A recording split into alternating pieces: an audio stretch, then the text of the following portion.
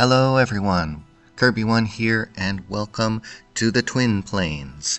And we are playing as Asphodel, my first full YouTube series of a Dominion 6 game, and the wheel has turned once again.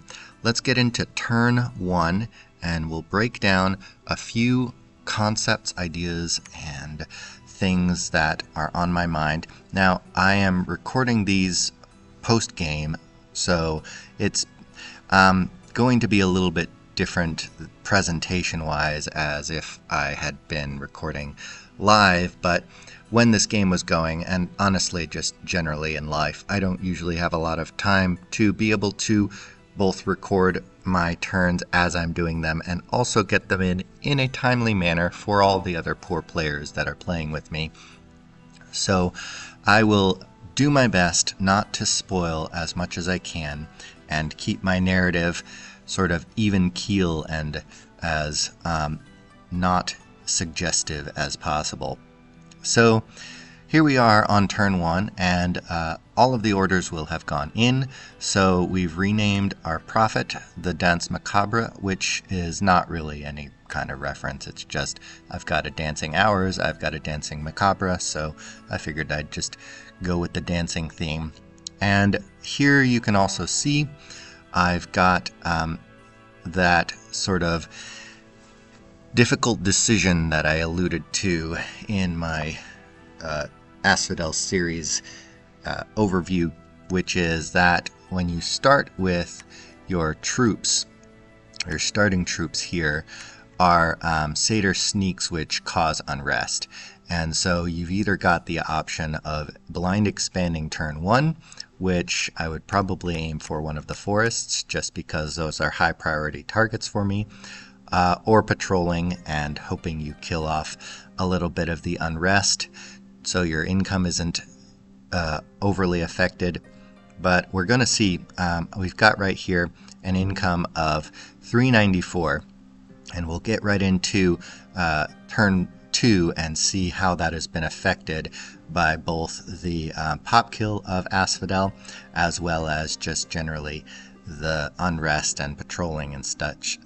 So I just elected to patrol instead, and for recruitment I went with a spread of 7 black centaurs, and you can see that the resource count has run down to an even 0. So if I were to have tried to spend my gold to recruit anything else as far as mages go or whatever, I would have gotten 1 less black centaur. So that was sort of my line of thinking there, and we will use my prophet to bless these guys instead. Speaking of prophet, I would like to get the prophet with the carrion centaur that we start with, and the reason for that is when I'm not using them for expansion for divine blessing and such, which to be honest you don't really need a whole lot of divine blessing.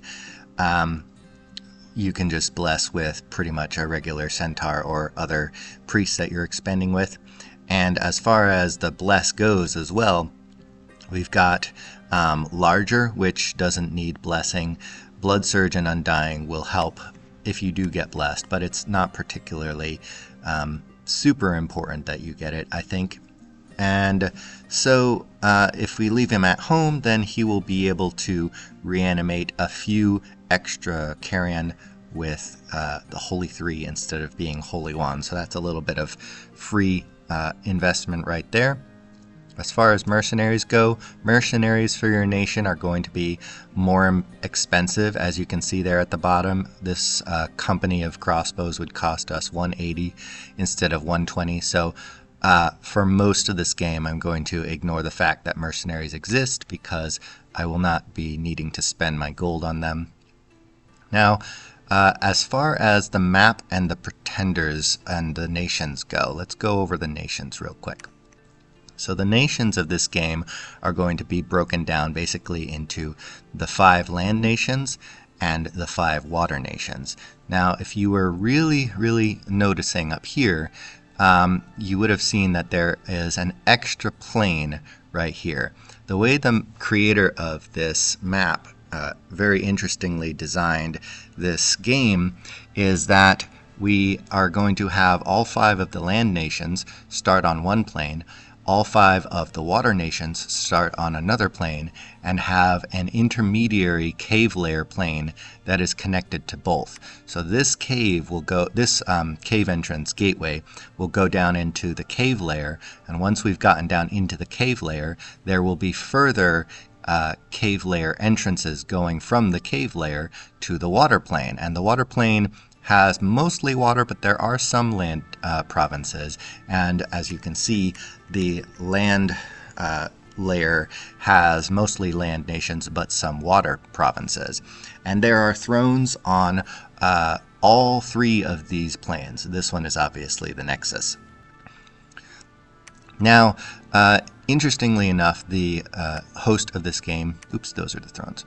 The host of this game decided to say, heavily incentivize people to select a nation that they thought would be able to fight not just on land, but also into the caves and underwater as well.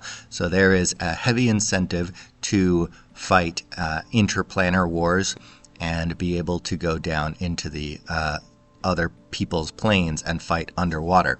So as a result of that, we've got some pretty wide diversity of nations, and there were some very interesting arguments, not all of which I was privy to suggest why one nation would be able to get underwater versus another one not, etc., etc. So the land nations that we've got are Aflegra, myself as Asphodel, Agartha, Ind, and Anaska. Sadly for the Agartha player, in my opinion, they actually start on the same layer as us, the land players, instead of in the underground layer. I'm not sure at the beginning of the game how much that was going to affect them, but it was not my choice to make, so they went for it. And then we've got the 5 water nations, which I'm 90% sure are basically all of the water nations. And so they may do their own little underwater bowl, or they may try to all ally up and break up into the surface layer.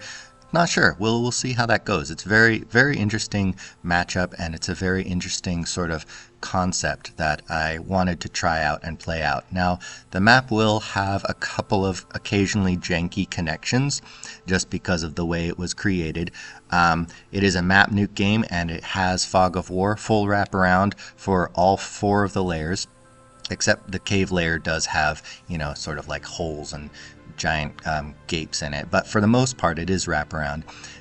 In addition to that, there was a little bit of a buff that was given to the poor land nations, which I personally didn't really think was necessary, and I basically didn't utilize it at all. But there are a couple of turtle tribe villages strewn about on the map for people to pick up. Everybody's cap starts with a merman village.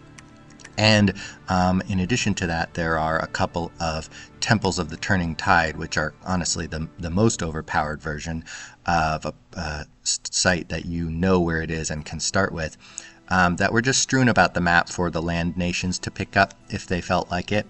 And so, like I said, I'm not really going to utilize them that much because I don't really need to as Asphodel. I have plenty of amphibious capability, but for some of the other nations, it was an option there that the host volunteered, and the host is actually playing one of the water nations themselves. So we'll see how that goes.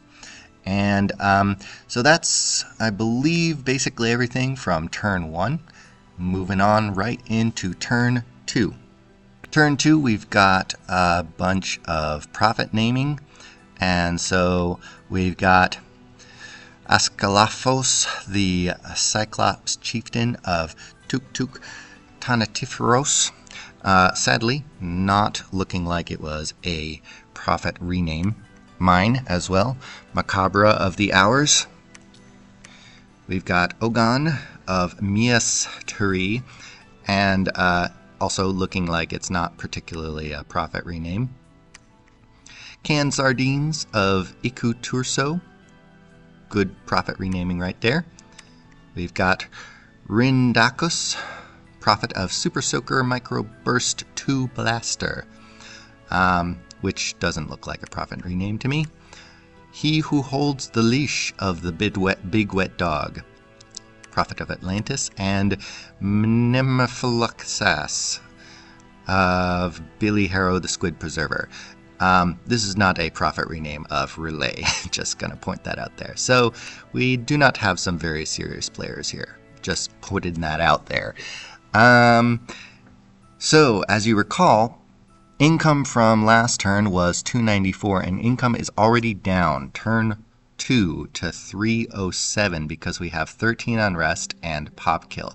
So that was a bit brutal, but we are going to attempt to rectify that as quickly as possible. So we've got candle spread in all of these provinces because, again, Dominion is 8 for this particular imprisoned pretender, and that has spread to here for income 75, income 128, that's a good money province, and income 137, even better.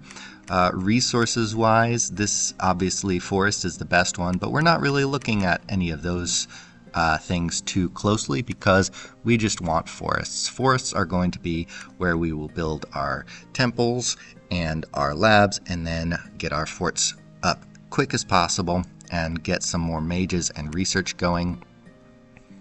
I should take a look at research real quick on that note. So we've got now turn 2 recruitment is 5 black centaurs and a hierophant, and this will in theory begin our second expansion party. I have elected to take our prophet to bless our sacreds out, and I just picked up whatever handful of carrion that we had along the way, but I didn't want them to get killed off right away, so I'm having them sit here in the back. Who I do want to get killed off right away are these satyr sneaks, and even these guys I really don't care about. They're just taking up income at this point, and it looks like we've got light infantry, heavy infantry, nothing particularly difficult to deal with, so we're just going to throw them in there. The black centaurs will probably be able to take that themselves. This one has heavy cav. Wolf tribe are actually going to be rather deadly for light armored troops, which most of ours are, and this is archers and heavy infantry militias, but a lot of them, so that could be a problem unless we get a critical mass and then more heavy cavalry over here. To be honest, this is actually not that bad of an expansion option start. We wound up actually having to restart this game a couple of turns in, so there were a bit of different surroundings for me.